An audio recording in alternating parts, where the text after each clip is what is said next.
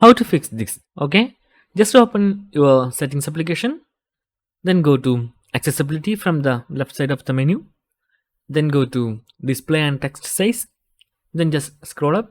Then you can see there is an option of classic invert. It is turned on. Now your color is like this. Classic invert reverse the colors of the displays. So if you turn off that one, your iPad become the normal color. You can see it.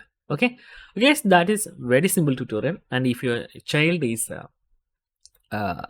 accidentally turn on these settings and display become this color, don't worry about anything. It will be fixed by doing these settings. Okay, and that's guys, very simple tutorial.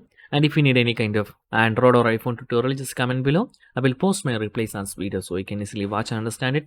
And if you enjoy this video, please like, comment, share, and subscribe our channel for getting more videos like this. Thank you so much for watching. Have a nice day. Bye bye.